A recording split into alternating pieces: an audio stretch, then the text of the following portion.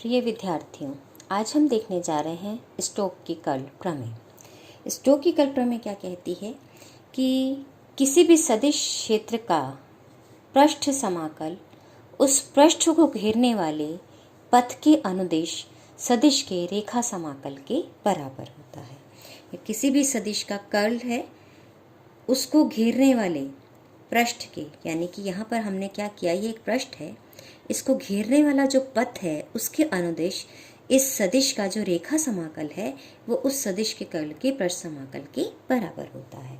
अब ये कर्ल करता क्या है? स्टोक की कर्ल थ्योरम की तरह हम क्या काम करते हैं कि जो आपके पास पृष्ठ समाकल है उसको रेखा समाकल में बदल सकते हैं, और अगर रेखा समाकल है तो उसको कर्ल के द्वारा यूज़ करके पृष्ठ समाकल में हम बदल सकते हैं। ये एक्चुअली हम देखें तो ये कर्ल की जो हमने डेफिनेशन दी थी उसी का ही ये दूसरा रूप है। अब इसकी व्युत्पत्ति के लिए हमने क्या लिया, एक बंद पृष्ठ S लिया है और इसका रेखा समाकल ये देखें तो हम लाइन इंटीग्रल कैपिटल L मान सकते हैं। अब हमने क्या किया है, इसका सर्कुलेशन किस दिशा में है, ये क्लॉकवाइज डायरेक्शन में हमने इसका सर्कुलेशन माना है कर्ल का यहाँ पर। अब यहाँ पर हम ये देखते हैं ये जो सदिश का सर्कुलेशन है वो क्लॉकवाइज है। अब हमने क्या किया, इस जो भी हमारे पास ये पृष्ठ था उसको हमने और छोटे छोटे अल्पांश पृष्ठों में बांट दिया। तो स्वाभाविक है कि ये जो इसको घेरने वाला जो पथ है वो भी कैसे हो जाएंगे, अल्पांश हो जाएंगे। तो यानी कि हमने इन पृष्ठ को घेरने वाले अल्पांश पथ हमने क्या मान लिए, अगर हमने इसको n छोटे छोटे अल्पांशों में बांटा है तो इनके घेरने वाले अल्पांश पथ क्या हो गए, L1 L2 से लेकर Ln तक हो गए। अब हम क्या करते हैं कि जो हमने सर्कुलेशन की दिशा इस बड़े वाले पथ पे बनाई है उस सर्कुलेशन की दिशा इन अल्पांश पृष्ठों को घेरने वाले पथों के अनुदिश जब हम बनाते हैं तो हर एक में मैंने ये सर्कुलेशन की दिशा ये क्लॉकवाइज दिखाई है हर एक में। तो अब यहाँ दो अल्पांशों को मिलाने वाली अगर संधि पे मैं देखूं तो इस रेखा के अनुदिश इस वाले अल्पांश में जो सदिश की दिशा है वो आपके पास दाईं ओर जा रही है, जबकि उससे ऊपर वाले में जा रही है बाईं ओर। तो ये दोनों, क्योंकि ये सारे अल्पांश लगभग बराबर हैं इसलिए ये परिमाण में दोनों बराबर लेकिन दिशा में विपरीत होने के कारण ये एक दूसरे को क्या कर देते हैं, निरस्त कर देते हैं। तो रेखा समाकल जो है इस तरह से अगर मैं देखूं तो सभी जगह जो पृष्ठ के अंदर है वो तो सब एक दूसरे को क्या कर देता है, जैसे यहाँ भी, यहाँ हम देखें, इधर हम देखें, इधर देखें, तो पृष्ठ के अंदर तो सब रेखा समाकलन एक दूसरे को निरस्त कर देते हैं। तो जो सिर्फ समाकलन का रेखा समाकलन का मान बनता है वो इस परिसीमा पर बन जाता है। इस पृष्ठ जो हमने लिया है उस पृष्ठ की परिसीमा पर ही मुझे केवल किसका मान मिलता है, रेखा समाकलन का मान मिलता है। अब इसलिए हम क्या कह सकते हैं कि जो इस पथ के अनुदिश इस पूरे पृष्ठ को घेरने वाले पथ के अनुदिश अगर मैं रेखा समाकल a डॉट dl का मान निकालूं तो वो हो जाएगा summation I = 1 to n a dot dli। और ये कहाँ मिलेगा मुझे, इस कंटूर पर ही मिलेगा, इसकी परिसीमा पर ही ये मान मुझे मिलेगा। अब मैंने क्या किया, इसको जो भी छोटे छोटे पृष्ठ थे उनके हमने जो भी पृष्ठ क्षेत्रफल है उससे गुणा भी कर दिया और उससे भाग भी दे दिया। अब जब मैं इसको इससे गुणा भी कर देती हूँ और भाग भी दे देती हूँ तो जो कर्ल की डेफिनेशन है उसके आधार पर अगर मैं देखूँ तो जब limit dA tending to 0 integral a dot dli upon di किसके बराबर हो जाएगा, curl a dot n cap के बराबर होता है। ये कर्ल की डेफिनेशन है हमारी। और यदि मेरे पास जो अल्पांश मैंने बांटे हैं उनकी संख्या बहुत अधिक हो जाए यानी n टेंडिंग टू इन्फिनिटी हो जाए तो स्वाभाविक है dai टेंडिंग टू 0 ही होगा। और उस स्थिति में जो अल्पांश चूंकि बहुत छोटे हो जाएंगे तो मैं समेशन को इंटीग्रेशन से भी रिप्लेस कर सकती हूँ। और कर्ल की डेफिनेशन को अगर मैं यूज़ कर लूँ तो इस समीकरण में मेरे पास यहाँ पर ये तो बन जाता है मेरे पास कर्ल, और ये समेशन को मैंने इंटीग्रेशन से रिप्लेस कर दिया इसलिए मेरे पास समीकरण क्या आ जाता है कि a डॉट dli का मान तो कर्ल a डॉट da हो गया, इसलिए होल इंटीग्रल मेरे पास a डॉट dl का मान मिल जाता है कर्ल a डॉट dA के बराबर। क्योंकि n कैप डॉट dA में करती हूँ तो मुझे ये dA वेक्टर ही मिलता है, ये केवल दिशा को निरूपित कर रहा है। तो इस स्थिति में मेरे पास ये हो जाता है कर्ल a डॉट dA के बराबर। और यही हमारे पास किसकी थ्योरम है, स्टोक की कर्ल प्रमेय मेरे पास है। तो यहाँ पर आपके पास हम ये देखते हैं कि यहाँ पर ये मॉडुलस होगा, ये ध्यान हम रख लें थोड़ा सा। तो यहाँ पर ये करते ही n कैप dA करते ही कर्ल a डॉट dA हो जाता है। तो ये तो स्टोक की कर्ल थ्योरम थी जो हमारे लिए किस लिए उपयोगी है कि पृष्ठ समाकल को रेखा समाकल में बदल सकती है और रेखा समाकल को प्रश्न समाकल में ये बदलने में सक्षम है। अब अगला टॉपिक हम हमारा देख रहे हैं, घन कोण की अवधारणा क्या है, कॉन्सेप्ट ऑफ सॉलिड एंगल क्या है। सामान्यतः हमने देखा है कि जब कोई लाइन है या फिर हम इसे कहें चाप है, उस चाप के हर एक बिंदु को हम किसी निश्चित बिंदु से मिलाते हैं तो ये कोण बनता है, और इस कोण को हम किस में नापते हैं, रेडियन में नापते हैं। यानी एक तरह से एक रेखा के द्वारा जो बना हुआ कोण है, वो एक चाप के द्वारा जो बना हुआ, किसी बिंदु से मिलाने पर जो बना हुआ झुकाव है, वो कोण है। अब हम क्या करते हैं, हमने कोई पृष्ठ लिया है, उस पृष्ठ के सारे बिंदुओं को मैंने क्या किया है, एक निश्चित बिंदु ओ से मिला दिया है। तो एक तरह से जब मैं सारे इस बिंदुओं को इसके निश्चित बिंदु से मिलाऊंगी तो एक शंकु की आकृति ले लेगा। तो इसका मतलब हम ये कह सकते हैं कि इस पृष्ठ के द्वारा इस बिंदु पर जो झुकाव बनता है, जो कोण बनता है, वो कहलाता है घन कोण। यानी पृष्ठ द्वारा किसी बिंदु पर अंतरित जो कोण है वो घन कोण कहलाता है। तो अब यहाँ पर हम पृष्ठ द्वारा अंतरित कोण की बात कर रहे हैं, तो ये घन कोण की डेफिनेशन, कोण की हम डेफिनेशन देखते आ रहे हैं। कोण की डेफिनेशन होती है चाप बटे त्रिज्या। अब यहाँ चूंकि मैं चाप की जगह, यानी यहाँ तो था सिर्फ एक डायमेंशन, अब जब मैं पृष्ठ की बात करूंगी तो पृष्ठ के में कितने डायमेंशन हो जाते हैं, 2 डायमेंशन। तो इसलिए मैं क्या घन कोण को क्या डिफाइन करती हूँ, dA cos theta upon R square, क्योंकि इसका कोई ना कोई झुकाव हो सकता है, और जबकि हम झुकाव के बिना इसकी कल्पना करते हैं, तो इसलिए dA cos theta upon R square की हम बात करते हैं। तो dA अपॉन आर स्क्वायर जो है वो कहलाता है घन कोण। यानी ये हमने क्या किया है, ये एक पृष्ठ माना, उसके हर एक बिंदु को ओ से मिलाया तो शंकु बना। अब हमने क्या किया, इस ओ को केंद्र मानते हुए आपने क्या किया, पी जो बिंदु है इससे हमने क्या किया, एकांक त्रिज्या का गोला खींचा। अब इसको केंद्र मानते हुए जब हम एकांक त्रिज्या का गोला खींचते हैं, और किस पर खींचते हैं, जो इस पृष्ठ ने इस बिंदु पर शंकु बनाया है, उस शंकु पर हम एकांक त्रिज्या का जब गोला खींच लेते हैं तो उस गोले के द्वारा का जो पृष्ठ का मान है वो किसके बराबर हो जाता है, घन कोण के बराबर हो जाता है। क्योंकि यहाँ अगर मैं आपके पास r = 1 रखती हूँ तो जो आपके पास d ओमेगा का मान है वो dA डैश के बराबर हो जाता है। तो इसका मतलब पृष्ठ PQ द्वारा किसी बिंदु O पर बना घन कोण O को केंद्र मानकर एकांक त्रिज्या के गोले द्वारा PQ से बिंदु O पर बने शंकु पर काटे गया जो पृष्ठ है PQ उसके बराबर हो जाता है। तो ये बात हमें ध्यान रखनी है कि इसका मतलब जो घन कोण है वो किसी पृष्ठ के द्वारा बना कोण है। तो अब यहाँ से हम चलते हैं और देखते हैं कि घन कोण का मात्रक क्या होगा। कोण का मात्रक हमारे पास रेडियन है, और घन कोण का मात्रक हम किस में नापा जाता है, घन कोण को स्टेरेडियन में नापा जाता है। अब हम क्या करते हैं, गोलाकार पृष्ठ द्वारा इसके केंद्र पर कितना घन कोण बनेगा उसका मान हम निकालें।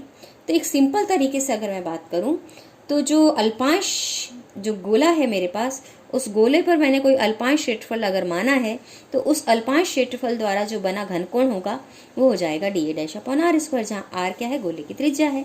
और अगर मैं संपूर्ण गोलाकार पृष्ठ द्वारा निकालना चाहती हूँ तो इसको इंटीग्रेट कर देती हूँ, और इसको इंटीग्रेट करेंगे तो ये हो जाएगा dA dash upon R square.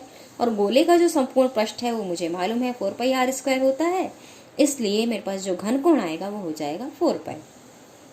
अब हम इसको क्या करते हैं, अगर मैं इस घन कोण का मान गोलाकार पृष्ठ द्वारा जो बन रहा है उसको गोलीय निर्देशांकों में ज्ञात करना चाहती हूँ, तो सबसे पहले मैं क्या करती हूँ, गोलीय निर्देशांकों को समझती हूँ।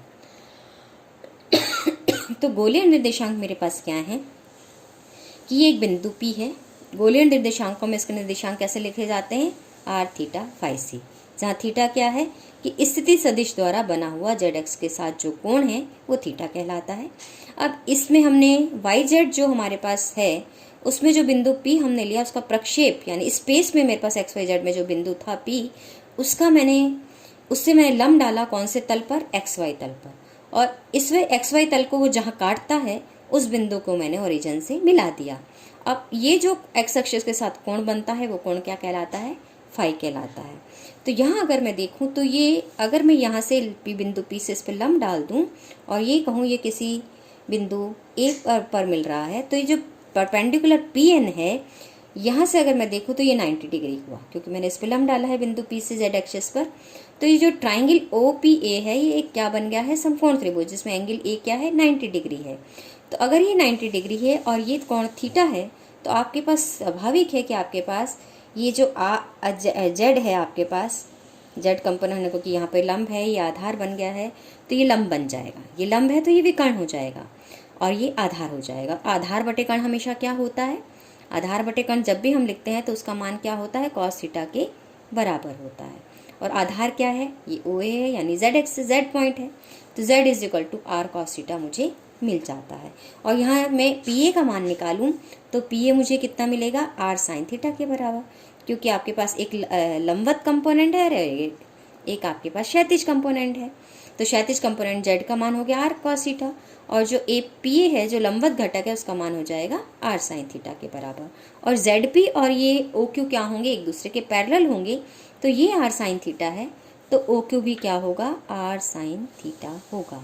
अब हमने क्या किया, बिंदु क्यू से एक्स एक्सिस पे भी लंब डाल दिया और वाई एक्सिस पे भी लंब डाल दिया, तो ये 90 डिग्री हो गए दोनों। जब ये दोनों 90 डिग्री हैं तो ट्राइंगल ओ क्यू एन में अगर मैं देखती हूँ तो मेरे पास ओ एन क्या बन गया, अब आधार बन गया है, और ये क्या है, विकर्ण। तो आधार बटे कर्ण वापस क्या होता है, कॉस थीटा होता है, यहाँ थीटा क्या है, मेरे पास फाई है। इसलिए जो ओ एन है जो किसके बराबर है, एक्स के बराबर है। ओ एन का मान किसके बराबर है, एक्स के बराबर है। ये एक्स का मान क्या हो जाएगा अगर मैं देखूं तो आधार बटे कर्ण, और कर्ण का मान क्या है, साइन थीटा। और ये किस आधार बटे कर्ण क्या होगा, कॉस होता है, तो कॉस ऑफ किसका, इस एंगल का यानी फाई का। तो आपके पास एक्स क्या हो जाएगा, R sine theta cos phi. इसी तरह अगर मैं ये देखूं तो ये लंब घटक है, क्योंकि ये वाला घटक जो आपके पास एन क्यू घटक है वो किसके बराबर है, ओ एम के बराबर है। और एन क्यू क्या है, इस ट्राइंगल में लंब है, और लंब घटक मुझे क्या मिलेगा, यानी कि लंब घटक अगर मैं देखूं तो Y upon R sine theta is equal to sine phi होना चाहिए। तो इसलिए मेरे पास y का मान क्या आ जाएगा, R sine theta sine phi. तो इस तरह से हम गोलीय निर्देशांकों को डिफाइन करते हैं, किसकी टर्म्स में, कार्टेशियन कोऑर्डिनेट्स की टर्म्स में। तो अब यहाँ पर अगर मैं देखूँ तो गोलीय निर्देशांकों का कार्तीय निर्देशांकों से मुझे क्या क्या संबंध मिले कि z is equal to R cos theta, X is equal to R sine theta cos phi, y is equal to R sine theta sine phi. अब हम इन्हीं गोलीय निर्देशांकों का उपयोग करके निकालेंगे कि किस तरह से हम गोलाकार पृष्ठ द्वारा उसके केंद्र पर बना घनकोण निकालते हैं। तो ये एक गोले की हमने कल्पना की है। इस गोले पे एक छोटा सा पृष्ठ हमने लिया है ए बी सी डी। अब इसके जो ए और डी भुजा है उसको भी ओरिजिन से मैंने मिलाया, तो जो डी, ये दोनों एक्चुअली हम देखें तो ये गोले के पृष्ठ पर हैं दोनों, तो चाहे मैं ओ ए लूँ चाहे ओ डी लूँ, ये दोनों स्थिति सदिश क्या होंगी, गोले की त्रिज्याएं होंगी, क्योंकि पृष्ठ पर मैंने एक छोटा सा अल्पांश लिया है गोले के, तो इसलिए ये दोनों पृष्ठ पर स्थित बिंदु हैं, इसलिए इसका हर एक बिंदु केंद्र से बराबर दूरी पर होगा, और केंद्र से कितनी दूरी होगी, आर दूरी होगी। तो ओ डी भी आर है और ओ ए भी आर के बराबर है, क्योंकि हमने गोले को दिखाने का थ्री डायमेंशन फिगर को 2 डायमेंशन में दिखाने का प्रयास किया है। तो यहाँ से अगर हम देखें तो जो आर का जो ओ डी कंपोनेंट है वो जो स्थिति सदिश है जेड एक्स से कितना कोण बना रहा है, थीटा।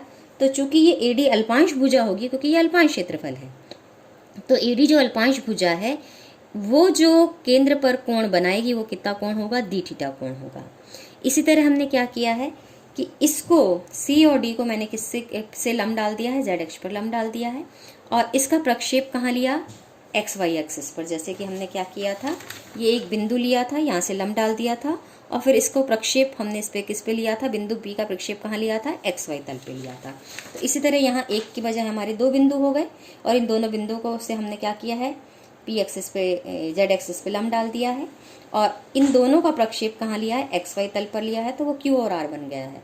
तो इसलिए जो बिंदु जो प्रक्षेप का जो बिंदु था उसको हमने ओरिजिन से जब मिलाया तो ये जो कोण एक्स एक्सिस से बनेगा वो फाई हो जाएगा, जैसे कि हमने यहाँ दिखाया था कि इसका प्रक्षेप को जब मैं मूल बिंदु से मिला देती हूँ तो एक्स एक्स के साथ जो कोण बनता है वो फाई हो जाता है। इसलिए यहाँ ये कोण कौन सा हुआ, फाई हुआ। और चूंकि जो क्यू आर है वो अल्पांश क्षेत्रफल का एक हिस्सा है, एक भुजा है अल्पांश क्षेत्रफल की, तो इसलिए ये जो कोण बनाएगी बिंदु ओ से वो हो जाएगा डी फाई कोण। तो अब इस पूरी जो मेरे पास ज्योमेट्री है उसके आधार पर अगर मैं देखूं तो मैं डी थीटा और डी फाई का मान निकाल सकती हूँ। क्यों? क्योंकि कोण का मान क्या होता है, हमेशा चाप बटे त्रिज्या होता है, और ये एक चाप ही है मेरे पास, एडी भी एक चाप है, और सी डी लूँ कहूँ या ए बी कहूँ तो ये दोनों बराबर है, ये भी एक चाप के बराबर है, और इसका प्रक्षेप यहाँ क्यू आर पे पड़ रहा है, तो ए बी लूँ भुजा या क्यू आर लूँ एक ही बात है। तो यहाँ पर इस समांतर चतुर्भुज में मैं दोनों भुजाओं का मान ज्ञात कर सकती हूँ, एडी भी ज्ञात कर सकती हूँ और ए बी भी ज्ञात कर सकती हूँ। तो एडी का मान मुझे क्या मिलेगा, तो कोण इज इक्वल टू चाप बटे त्रिज्या होता है, तो चाप का मान मुझे चाहिए, तो चाप का मान क्या हो जाएगा, कोण इंटू त्रिज्या, और कोण कितना है यहाँ पर डी थीटा है, तो ये जो चाप का मान हो जाएगा वो हो जाएगा आर डी थीटा। और इस चाप का अगर मैं मान देखूं तो इस कोण से अगर वापस वही डेफिनेशन लगाऊं, कोण इज इक्वल टू चाप बटे त्रिज्या, तो ये त्रिज्या कितनी थी, आर साइन थीटा, गोलीय निर्देशांकों से हम निकाल चुके हैं। तो इसलिए इस चाप का मान हो जाएगा चाप इंटू कोण, तो R sine theta into D phi. अब चूंकि इसका क्षेत्रफल मुझे चाहिए, तो क्षेत्रफल का मान हो जाएगा A B into A D. तो ए बी का मान क्या है, आपके पास R sine theta D phi है, और ए डी का मान है आर डी थीटा, तो दोनों को गुणा करूंगी मैं, तो ये बन जाता है क्षेत्रफल का मान, अल्पांश क्षेत्रफल ए बी सी डी का मान क्या बन जाता है, R square sine theta D phi. अब इस अल्पांश द्वारा, यानी ये जो पृष्ठ बना, इसके द्वारा ओ पर जो अंकित कोण बनेगा, यानी जो घन कोण बनेगा, डी ओमेगा का मान वो डी ओमेगा होगा। और इस पूरे पृष्ठ को अगर मैं इंटीग्रेट कर दूं, अब इस पूरे इसको इन अल्पांश पृष्ठों को पूरे में कहाँ कर दूं, पूरे गोले पर मान लूं, और पूरे गोले पर मानते हुए उनको समेशन करूं, और चूंकि ये अल्पांश पृष्ठ है इसलिए मैं इंटीग्रेशन कर सकती हूँ। तो गोले, संपूर्ण गोले के पृष्ठ द्वारा केंद्र पर जो बना घनकोण होगा उसका मान हो जाएगा 0 से 2 पाई, 0 से pi sine theta D phi, जहाँ थीटा कहाँ से कहाँ वेरी करता है, 0 से पाई, और फाई कहाँ से कहाँ वेरी करता है, 0 से 2 पाई। अब हम इसको समाकलन कर लेते हैं, पहले थीटा के साथ करते हैं, तो साइन थीटा का माइनस कॉस थीटा, फिर 0 से पाई तक करते हैं तो ये 2 डी फाई बन जाता है। अब डी फाई का करेंगे तो इंटीग्रेशन फाई आएगा, और लिमिट क्या है, 0 से 2 पाई, तो 2 इंटू 2 पाई, यानी संपूर्ण गोले के द्वारा जो पृष्ठ पर बनता है घनकोण वो कितना हो जाता है, 4 पाई के बराबर हो जाता है। अब हम अगली बार देखेंगे कि किस तरह से हम इस घन कोण का उपयोग करते हुए हम गाउस का नियम निकालते हैं, जो कि हम अपनी छोटी कक्षाओं में पढ़ चुके हैं। धन्यवाद।